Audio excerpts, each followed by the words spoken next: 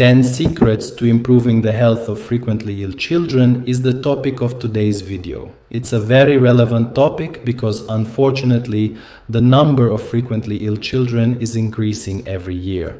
Because there are certain factors that contribute to this, such as the environment and various other reasons. There is also a constant level of stress, which, among other things, negatively affects the health of our children.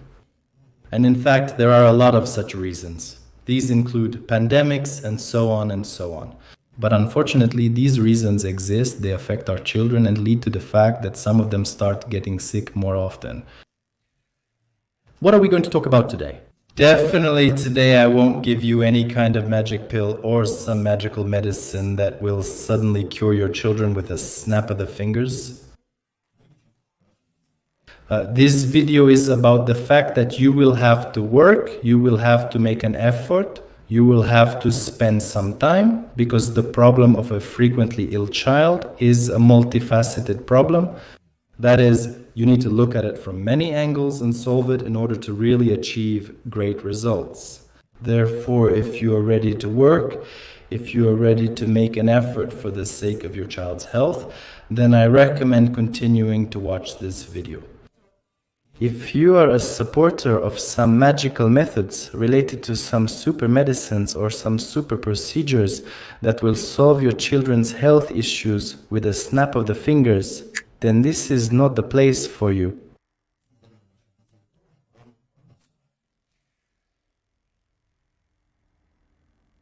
Where did I get these recovery cells for a frequently ill child, which we are going to talk about today?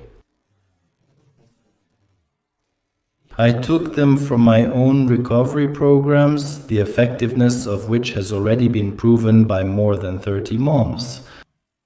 How did I even come to develop these recovery programs? Before, I simply worked with frequently ill children during consultations at my practice. And accordingly, we looked for the reasons that led to children getting sick often and prescribed therapeutic and preventive medical measures. And I realized that by using only this traditional medical approach, its effectiveness is far from 100% of cases. That is, well, let's say a third of the children achieve results, but 2/3 still have problems, meaning the children get sick more often than their parents would like. Up to a certain age, of course, this happens more often, but nevertheless, the problem remains. And I started to move forward. I thought, okay, how can we improve the health of children? Let's add some health improvement methods. I studied the main methods that are used in our Russian Federation. That is, I did not and do not practice any kind of Chinese medicine, Ayurveda, and so on. Although I'm not saying they're bad, it's just that with the help of our Russian technologies, we can quite easily improve the health of our children. All the more so because these technologies are proven. All the more so because these technologies are absolutely functional. So who do they work for? For us, for the people who live here in Russia, these technologies work and their effectiveness has been proven. Therefore, he added wellness methods. And I see that it's already great. That is, already 2/3 of the children are reaching a state of health. But despite all these measures, I realized that still, some of the children, yes, still, that is, they continue to remain in the category of frequently ill children. And here, it seems like we've already done all the examinations. Yes, that is, we've done everything that needs to be done.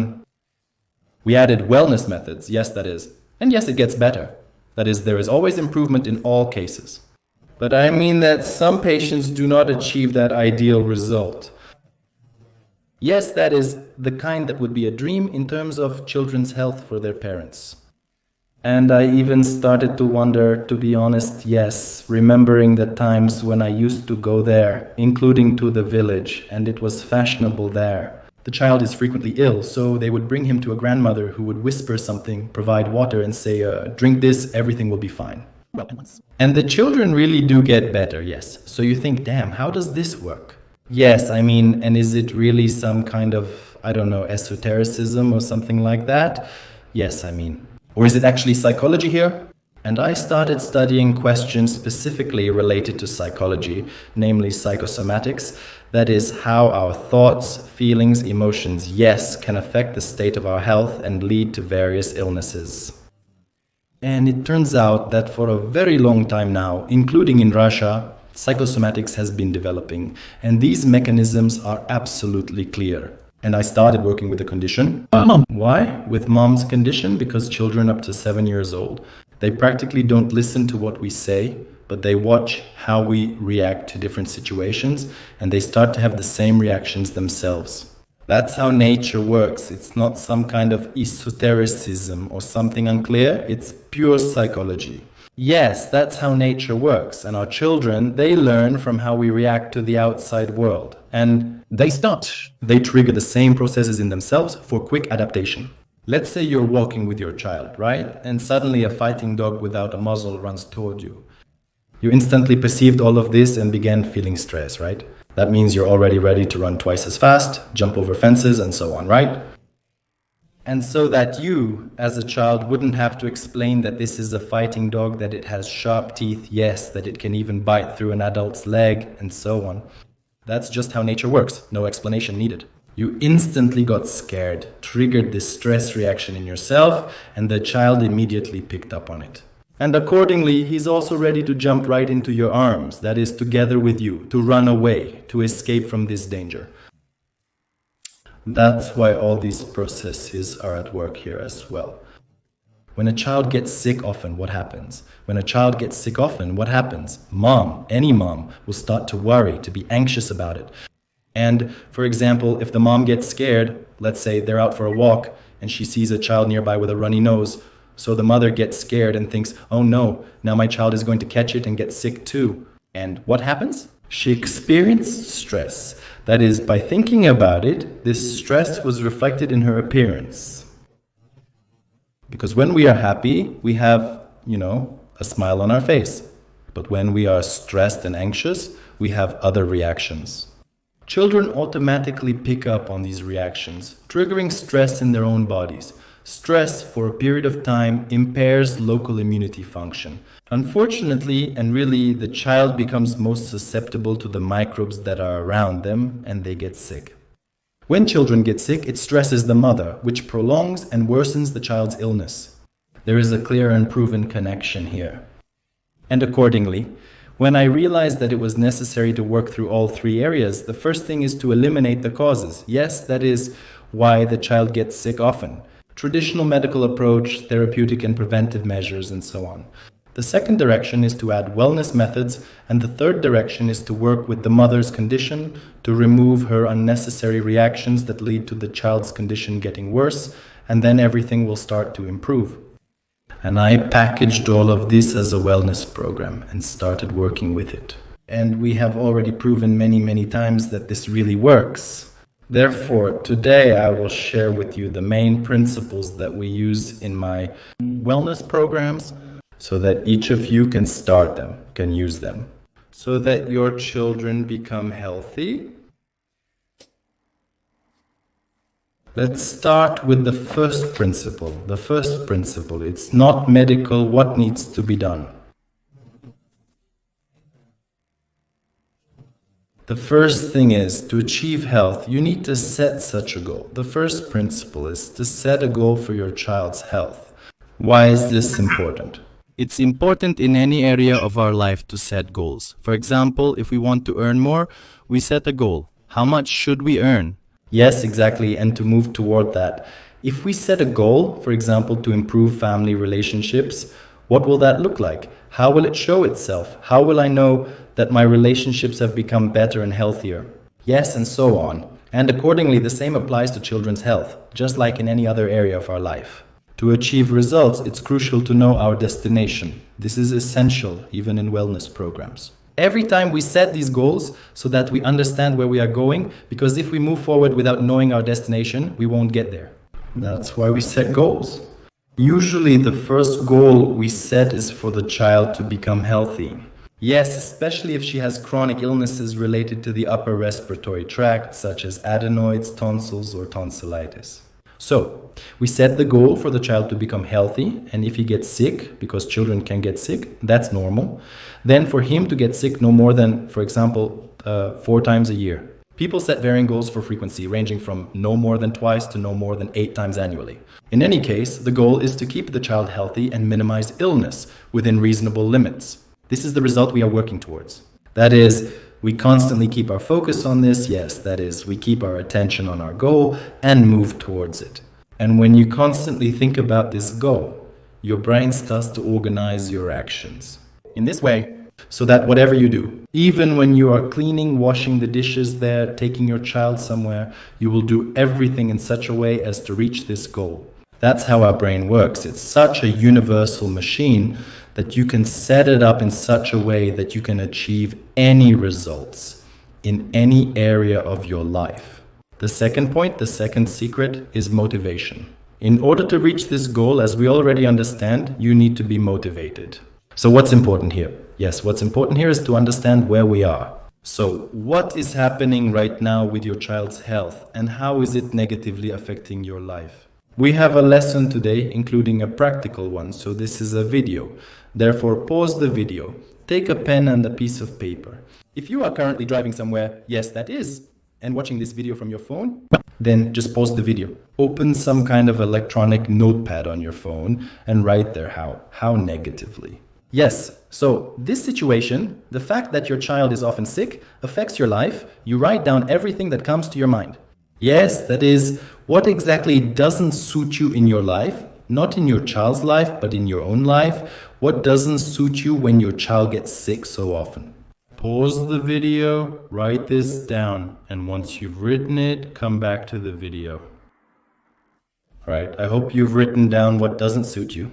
The next thing you need to do is write down how awesome, how great your life will change. What good things will happen in it when you reach those goals you've already set. Set a goal for your child's health, such as the child being healthy and getting sick no more than 2, 4, or 6 times annually. And so, when you achieve this, what good things will change, how awesome your life will become. Please write it down now, pause the video and write. Alright, I hope you have written it down. And now, in any case, you have already imagined this, right? That is how your life will change dramatically. And now, close your eyes again, you can pause the video and imagine that this has already happened. Yes, that your child is healthy and your life has changed dramatically. And most importantly, try to feel inside, what will I feel at this moment? Yes, that is, what do I want to do? So, you focused on the feeling. That is, imagine, here is the situation, the child has become healthy, and life has changed so dramatically. Imagine that these changes have already happened. Listen to your inner feelings, your body. Yes, that is how amazing and great it will be, and you can even try to imagine what you would like to do. Maybe someone will want to dance, someone else might want to move their arms or legs, and so on. And do it now, pause the video, and just imagine it, and most importantly, try to feel it. Now, some kind of energy has started to flow, there is some movement, pause the video and imagine it. Great, this energy has appeared, and there's a feeling like, damn, that's it. You're eager to arrive sooner and achieve results more quickly, so that these cool changes. If all these factors are present in your life, it can lead to frequent illnesses in children. You are really fed up and you are tired of all this, and you understand that when you reach your cool goals, your life will change dramatically. You want this, you get the inner energy to do it, then you will definitely achieve results. I congratulate you, but unfortunately, sometimes we are not ready to achieve this. There are many reasons for this, but the main one is if the mother is not motivated. Yes, that is, if this, well, as any mother will say, it doesn't mean we don't want to. We all want to. That is, every mother wants her child to be healthy. Yes, every mother wants that, but not every mother is ready to do a lot to make her child healthy. You can argue with me again, but I'm telling you this 100%. When I conduct my free diagnostic consultations before wellness programs, I often come across such mothers. In essence, everything suits them. Yes, That is, because it's clear that I want my child to become healthy, but it doesn't affect my life in any way. My life won't really change when the child becomes healthy, whenever that happens. But for a mother to move forward actively, to act quickly, to achieve results quickly, for example, in 2 months, she is not ready for that, unfortunately. That's why the second principle is a secret. Yes, that is, you need to be motivated for your child to become healthy quickly. Also, focus of attention relates to this principle. Yes, that is, you've already imagined how great it will be when your child is healthy. And no matter what happens, if your child gets sick, you should really focus. Close your eyes. Remember how great it will be when your child is healthy, and concentrate on that. Not on the child's illnesses, but on their state of health. And then your brain will start tuning into actually achieving your child's health. Let's move on. The next secret, the third point, is simple. It's also medical. It's clear and logical. We need to find out the reason why the child gets sick often. These reasons can be both medical and psychological. The most common medical reasons are sources of constant inflammation. You might be surprised. Children may have adenoids in the nasopharynx or chronic tonsillitis in the tonsils, and this manifests accordingly. In addition to the fact that the child often gets sick, there may be chronic nasal speech, chronic runny nose, frequent coughs, frequent sore throats, and so on. Chronic inflammation can disrupt local immunity, causing frequent illness in children. Consult an ear, nose, and throat specialist to determine the underlying cause. But besides the fact that the cause may be related to a focus of inflammation, there can also be obvious and hidden allergic processes in the child's body. If the child has an allergy in their body, their immune system may function in an allergic way, triggering improper inflammation. That is, the child starts reacting to every virus and microbe that passes by but triggers an improper response. Inflammation occurs, causing symptoms such as a runny nose and other associated issues. And with the virus, the immune system works ineffectively. And that's why a prolonged inflammatory process occurs. What else could it be? Viruses are often found in frequently ill children. These are Epstein-Barr virus, cytomegalovirus, and human herpes virus, 6, which disrupt the functioning of the antiviral immune system and lead to the child again getting sick often. That's why, in all cases, I prescribe a throat swab for all children who get sick often. Polymerase chain reaction is a research method, a diagnostic method. Polymerase chain reaction for Epstein-Barr virus, cytomegalovirus, and human herpes virus type 6. Swabs should be taken on an empty stomach in the morning. You can have them done at any private laboratory. Whether qualitative or quantitative analysis is requested, the crucial aspect is simply detecting the presence of the virus. That is, if it is detected on the mucous membrane of the throat, it indicates its activity and that this virus needs to be addressed. Therefore, we go to the ear, nose, and throat specialist and assess Landa's nasopharynx. We take a swab for Epstein-Barr virus, amygdalovirus, herpes 6 polymerase chain reaction testing. In the morning, on an empty stomach, we consult allergists to identify or rule out the presence of allergies in the body, including food allergies. Because even food allergies, it irritates the immune system and it reacts more aggressively to viruses and microbes that enter the child's body. This is what concerns the main traditional medical reasons. If in your region, in your city, even if you live in Moscow, there are no such competent ear, nose, and throat specialists or immunologists, you can come to my clinic. It's very easy to make an appointment on the website krabrov.rf. There will also be links in the description under this video where you can sign up. Come to the clinic. We will examine everything, assess the situation, and make a decision. What needs to be done here in order to understand the reason why your child often gets sick. If you live somewhere far away in another region, you can use an online consultation through modern means of communication. We can do this at the same high quality level in order to understand what needs to be done, what tests need to be taken, and what steps are necessary to figure out why the child often gets sick. Again, you can sign up for an online consultation on the website krabrov.rf or through the link in the description below this video. In addition to traditional reasons, there are also psychological reasons. What are these reasons? That is, they can actually be completely different, but, for example, due to psychological reasons. A child may often get sick in order to receive more attention from their parents. Yes, that is, again, from the psychological side, there can be primary and secondary benefits both for the child and for the family. Mothers can experience various emotional states, such as worry or joy, depending on the situation. For example, if the mother experiences chronic stress in her life, this can lead to the child getting sick often. You already know the reason, because the child picks up on the mother's state and triggers stress processes in themselves as well, and starts getting sick often because of it. That's why here, of course, you either need to do diagnostics again, yes, that is with a psychologist who deals with psychosomatics, to understand what in your life might be causing your child to get sick often. Well, or if it really happens, well, then make a decision, yes, that is to participate, for example, in a program of improving my health. Then all these methods are included there. Yes, that is, we deal with all this and we conduct such diagnostics. Therefore, traditional medicine, medical, yes, that is, we exclude causes, we deal with, we treat, we carry out therapeutic and preventive measures based on the results of examinations and so on. And from the psychological side as well, with specialists who can help you with this, be sure to work with them. Let's move on. The fourth secret, the fourth point, it's actually, again, not a secret at all. It's a very basic point. Everyone knows this word, right? That is, this word is prevention. So our video is called 10 Secrets of Wellness. Wellness, in a way, is also prevention. But specifically in this fourth point, we will talk about the prevention of acute respiratory diseases.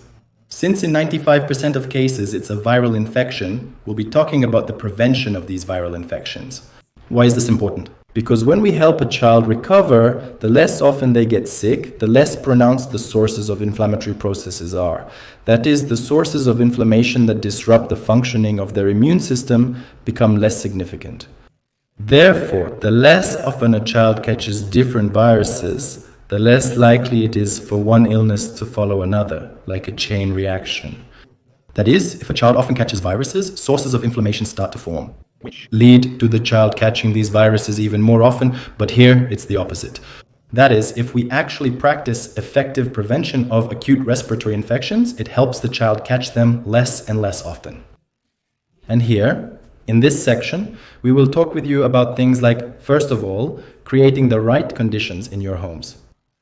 Those who have been following me for a long time know that the optimal humidity for the immune system to function is 50 to 60%, and the optimal air temperature should not exceed 24 degrees Celsius.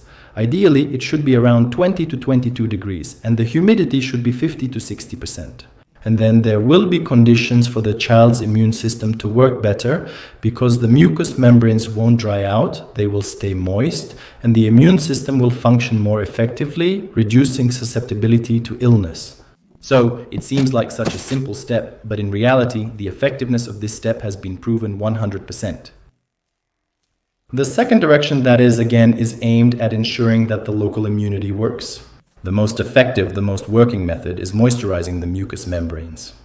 For this, we use seawater sprays, isotonic for prevention, which correspond to the concentration of saline solution, or hypertonic ones. Isotonic sprays are used for prevention, or we use the same saline solution, which we can pour into some empty bottle from a nasal spray and do 1 or 2 sprays into each nostril. In the morning and evening, we spray, especially during periods when the humidity is low. Yes, that is, when it's the heating season, it's absolutely necessary to spray the child's nose in the morning and evening, and even more often to keep it moisturized so that the immune system works better, the immune system. Another question is, for example, in the summer, when in principle there is good humidity and a good temperature in our homes, then it's not necessary to do this.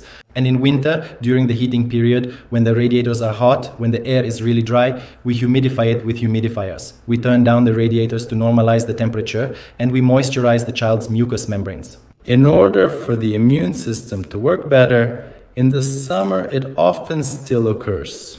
In all regions up to Russia, hot weather can occur. Plus, we love to go somewhere on vacation, right? Like to the sea and so on. And what do we start doing then? What do we start using? We turn on the air conditioners, right? And a common mistake many people make on vacation, for example, is when they leave the air conditioner running. If you leave late, say around 10 o'clock when it's already hot, you might be out until noon or so, God forbid. They spend time on the beach, then come back to their room and suddenly go from over 30 degrees to, for example, 18 or 20 degrees. And of course the body gets stressed. Yes, that's right. If a child is exposed to pathogenic viruses and microbes during this time, they can infect the body.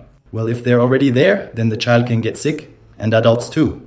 Or when we leave the air conditioner on all night, the temperature drops below normal. Yes, so don't set the air conditioner to 16 or 18, set it to 22, so the temperature doesn't drop below 22. And then it will be comfortable. Yes, that means there will be comfortable conditions. There won't be this prolonged cooling, especially at night. And again, the child won't get sick. Therefore, the conditions are the most important thing in prevention. Of course, this also includes treating the sources of inflammation. But in this point, I'm talking specifically about those conditions. I mean the basic ones that you can create yourself. Temperature, humidity, plus moisturizing the mucous membranes if the air humidity is low. And these conditions will lead to a decrease in the incidence of illness. Let's move on. And the next point is the so-called wellness methods. That is, the next point is hardening as a wellness method. In fact, there are many, many different kinds, but why, for example, is hardening the one that everyone has heard of? I think every person who is watching this video now basically knows, at least in broad strokes, what it is. Yes, that is, most people know it as some kind of procedure related to water. And some know it as walking without clothes during the cold season or in bad weather. But under hardening, people always understand some kind of exposure to cold on the body, which leads to the fact that the body becomes more resistant to hypothermia. And this method, why is it so popular? Because it is one of the most effective ones that really help make a child healthier. Why? Because we live in Russia and we have a lot of regions, most of which experience cold weather in the fall, winter, and accordingly in the spring. There are even regions where it's not that hot in the summer and it can even snow and so on. So what does hardening give us? Hardening teaches a child not to react to getting cold. That is, if he ends up in some environment, like he goes outside, gets his feet wet, his feet get cold, his body doesn't get stressed by it. What happens to children who haven't been hardened? That is, if the body gets too cold, it starts to stress. The blood vessels in the airways spasm, because it triggers a stress reaction to escape from the cold. But unfortunately, this leads to the fact that this spasm of the blood vessels in the airways shuts off blood circulation for a while.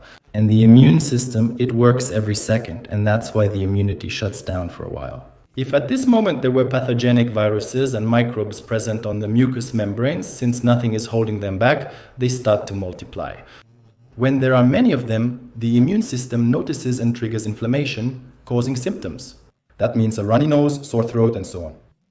And hardening, it gets the body used to the cold, so it doesn't get stressed anymore. It doesn't trigger this reaction. And short-term cooling doesn't lead to the child getting sick, and accordingly, the incidence rate starts to decrease. In a couple of words, straight to the method, what's important here? It's important to do this every day, it's important that it's safe, and it's important to do it for at least 30 to 40 days. So when we do this for 30 to 40 days in a row, a habit is formed and new neural connections are created, new reactions of our body to what we are training it for. With children, we play and introduce exercise in a playful way. So, the simplest thing is, we sit the child in the bathtub, take, for example, some container, a basin, pour a little water in it, a bit cooler than the water the child usually bathes in, and some kind of toy that you can splash with. We took this water and splashed it on the legs, just for 2 or 3 seconds. Splash the legs, oh, that was fun, we played. Right, so then we take the child out. So we do this, let's say, every day for a week. Then we gradually lower the temperature of the water a little, and we start splashing not only on the legs, but let's say up to the waist. In the third week, we splash a little on the tummy, and by the fourth week, we reach the chest, and so on. And then, when you yourself are no longer afraid of it, and the child isn't afraid either, when you bathe or wash, you just finish washing and lower the temperature in the shower to cool. And for 2 or 3 seconds, you rinse the child directly under the shower. And basically, in this way, as one of the methods, we get the child used to it. Of course, in wellness programs, we also cover how to properly harden the throat and so on. We pay more attention specifically to the hardening technique. I explain more specifically how this is done, but in general terms, I have told you. In principle, with this technique, when we slightly lower the temperature little by little, yes, and the exposure time is absolutely short, then it does not have any damaging effect. So this cannot cause your child to get sick, so in principle, you can use it. The next point, the sixth secret, is doing sports. What is the secret, you might ask me? Yes? That is, everyone knows that sports are good for anybody. But in reality, many moms even come to appointments and seek help, including online consultations. Yes, that is, they often say, yes, we don't. We do sports because, in order to go, yes, that is to join some club, you need to be healthy. We get sick more often, once every 2 weeks, which prevents us from participating in this sport at all during that time. So accordingly, they don't go there. Yes, that is. But you get sick often because, you don't really have, yes, that is, any physical activity sports. It boosts the immune system and gets the lymph moving in our body. That's why simple morning exercises done by parents with their children during the day can be beneficial. But a sports club is the best option. Of course, not all sports stimulate the immune system equally, and the most effective are those sports that are associated with cold, that is, ice sports like figure skating and hockey. Therefore, if there is an ice arena in your region where you can do these sports and send your child there, do it. These are the most comfortable conditions for doing sports. The temperature in the ice arenas ranges from 10 to 14 degrees, which is the most comfortable for sports, or even as low as 5 degrees. The child gets used to the cold, he becomes hardened, and these are the conditions. They have the maximum health benefits. That's why there is an opportunity for figure skating or hockey. Again, if there is an opportunity, you can also do it, and for example, skiing. Yes, for instance, in Moscow, in Krasnogorsk, we have Sneykom, which is a 24-hour ski slope where, among others, children also train. Actually, it seems like they're planning to close it, but that's not important. Maybe there's something similar in your region as well. So if there's an opportunity, then it's winter sports. If for some reason there's no such opportunity, then it's swimming. Swimming is in second place, and everything else comes third. But there's often a swimming pool in the region. So if there's such an opportunity, if there are no ice sports, then at least in the swimming pool. Let's move on. Point 7. We're coming back to psychology again, What's the point here? What's the secret here? That is, often children lack the attention of their parents, they lack the attention of their mother, and there is a third way to attract the attention of parents. The first way is to do everything perfectly, the second way is to do everything the opposite so that the parents get angry, and the third way is tantrums and illnesses. That is, if a child is often sick, parents react to them with more attention, and so on. So what can we do here? That is, of course, we can switch from one method to another, use different psychological techniques, but within the framework of your own independent activity. The simplest thing you can do is just give your child more love and attention.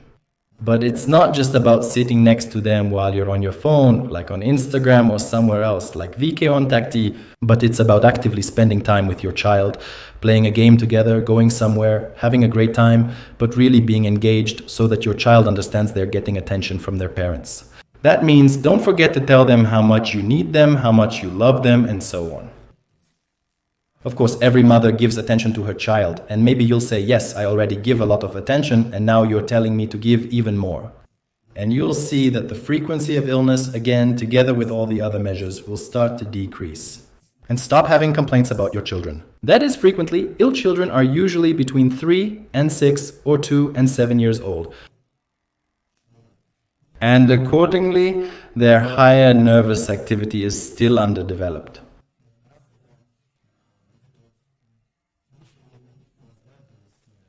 And everything related to the cerebral cortex. That is, they are more driven by instincts, children. That is, these are instincts, these are feelings. But whether this is good or bad, they still don't really understand. So, when we start scolding them for everything, they experience stress again, which, as we know, leads to certain consequences.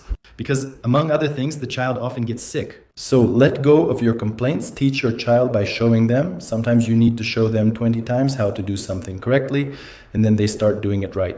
When we scold a child, it doesn't work because they don't want to do it the right way. This system doesn't work well, so we let go of complaints, add more love and attention. The next point is the secret, the next point, the next secret. Number 8 is to remove the benefits. I've already talked about them indirectly today, about how something might be among the reasons why a child often gets sick. And these benefits, first of all, can be understood, worked through, and removed. That is, as you can understand, right? So, what are the benefits of a child's illness? What can they be? And accordingly, what significance do they have? And so on. Yes, that is. You just need to ask yourself a few questions. I will tell you about them now. But what did I remember? I remembered that I made a post on this topic and I got a lot of angry comments from moms, really. Like, are you even a doctor? What are you talking about? What possible benefits could there be from a child getting sick often? So, you mean, well, there are really angry comments saying that this is complete nonsense. About how I spend so much money on my child's health, right? I mean, I lose so much because of all this. So, what kind of benefits could there be here?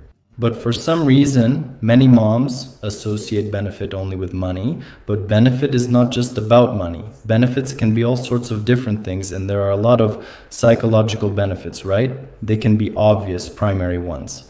When a child doesn't want to go to kindergarten, if he doesn't enjoy it there, it's better for him to stay home. There's a clear initial benefit in doing so. Or for mom, for example, mom doesn't like going to work. She doesn't enjoy it. There's some hateful boss there whom she can't stand or even look at. And accordingly, when the child gets sick, mom goes on sick leave, so she feels comfortable and great at home. Even though she may lose money because sick leave isn't always fully paid. So, despite these losses, mom gains psychological comfort at home. This is an obvious primary benefit. But there can also be secondary, less obvious benefits that mom may not realize and which can be uncovered using special techniques. From such obvious cases, in recent months, well, that is, from the reasons we identified, there was one mother who had such a situation. The child, let's say, was still an infant, a baby.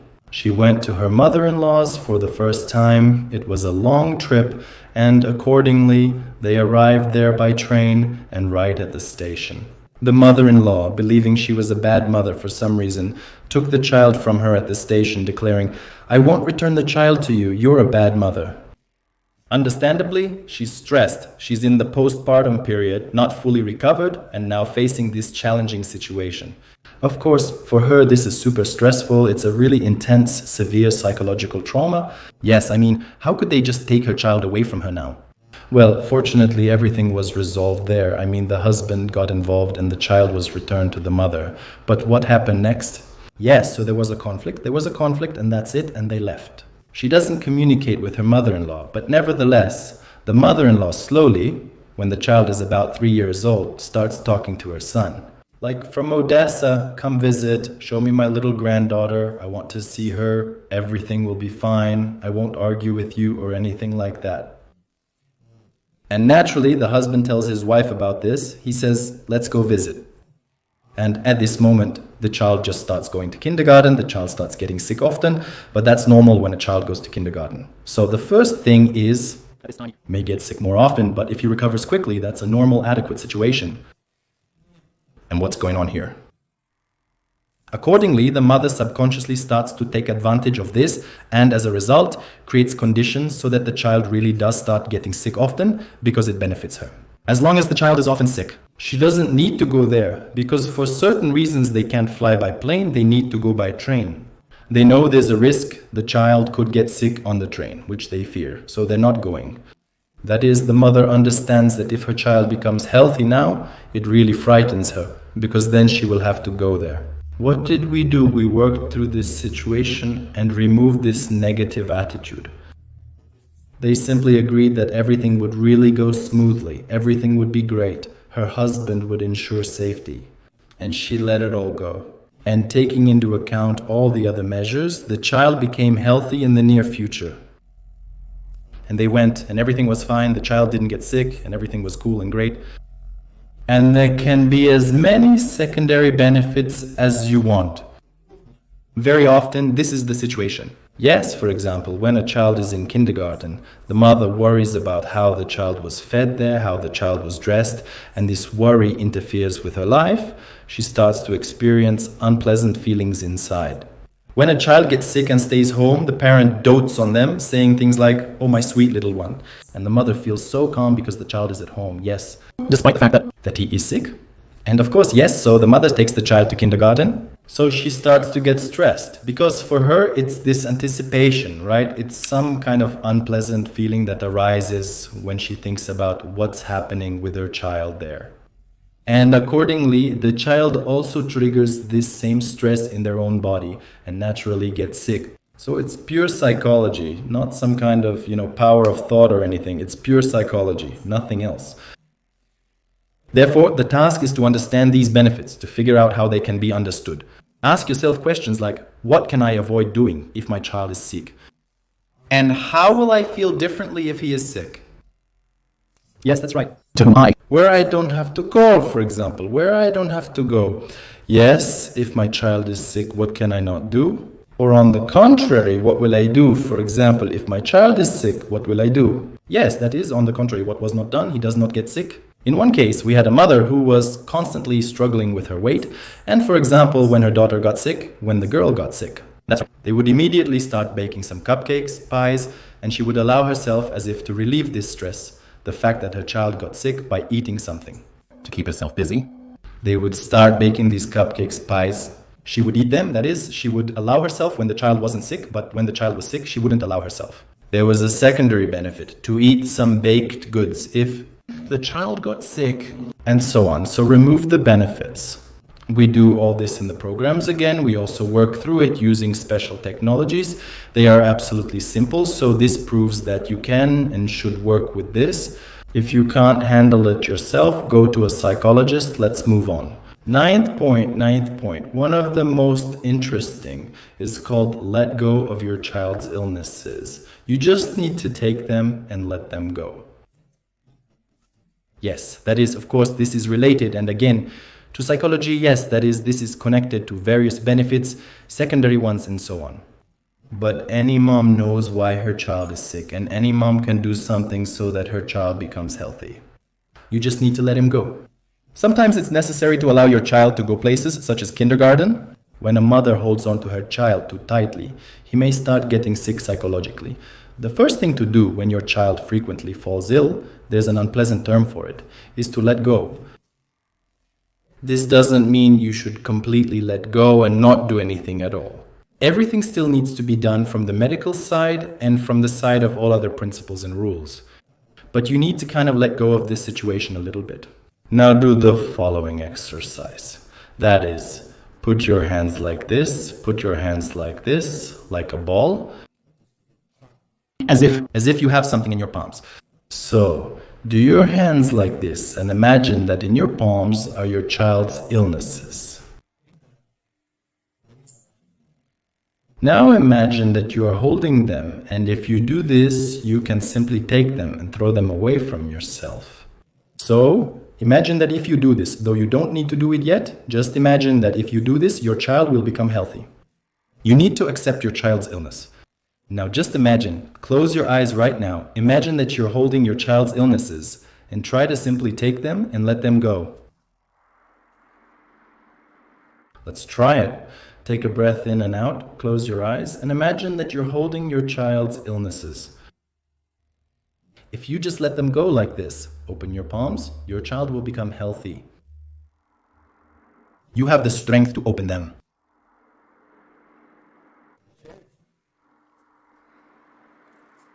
Some people are doing well, some are not. That is, sometimes we are so, let's say, fixated on our illnesses, on our child's illness, so much. Sometimes a mom comes in with a whole stack of test results, everything neatly organized. That is, some moms really live by this, and they are not ready to change their lives and let it go. And even in such a psychological test, moms say, listen, I just can't do it, I just can't let go. That is really the mom believed that if she does this now, her child will become healthy. But it doesn't work like that.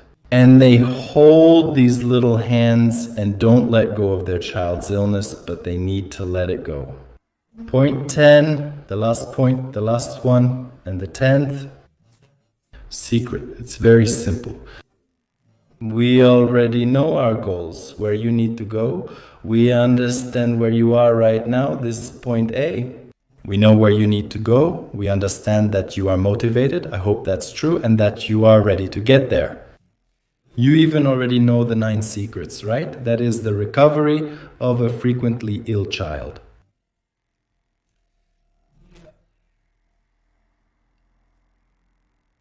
And our task now is to put all this into practice and do it quickly.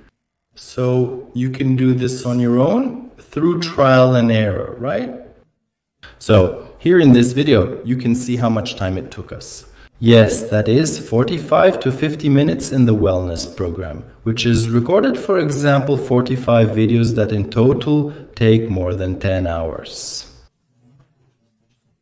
Yes, so just imagine how much time is spent specifically on concrete actions to help the child become healthy. Therefore, of course, by using all these principles we've talked about today, if you start applying them, there will definitely be results, meaning your child will become healthier. That's 100%. But if you want to, then remember your goal, remember how great it will be when you achieve it. That is, if you really want in the foreseeable future to become healthy, to become a confident, calm, and happy mother of a healthy child, then this program is exactly the perfectly structured path from point A to point B. Yes, that is, you know where you are right now, you know what goal you are moving toward. Yes, that is what you want to achieve. And so the program is the perfect solution. Why? Because it uses proven methodologies, that is, improved ones. Now, as of today, I will be launching the 6th group. Yes, that is, there are group programs, the most common ones. So when I take 6 moms, we go together towards our goals, towards our great results, towards our tasks. So I'm already launching the 6th mini group, and I've been working specifically with programs for a year now. And all of this has already been modernized, refined, and accordingly structured in such a way that it will lead you to results in any case. Some people reach it in 2 months, some in 4, the longest is 6 months, but most people on average reach it in 2 to 4 months, even though the program itself lasts 2 months. You just keep going further to work independently until you achieve the result you want to reach. So if you want to reach your goals, yes, your awesome goals, if you want to do it quickly, if you want to do it with a guarantee, please note, I don't accept everyone into my programs, only those who really want to work, who want to achieve their child's health. Yes, that is, those who are motivated. Those are the kind of moms I accept, of course, but again, yes. So how do you understand this here? Yes, are you ready or not? Absolutely. Before the program, I conduct a free diagnostic consultation on health improvement. It usually lasts about 15 minutes. Yes, that is, you talk about your problems, how you try to solve them. I give you a few recommendations. Then if I see that the health improvement programs are suitable for you, I present them to you, and you have the opportunity to join on good terms.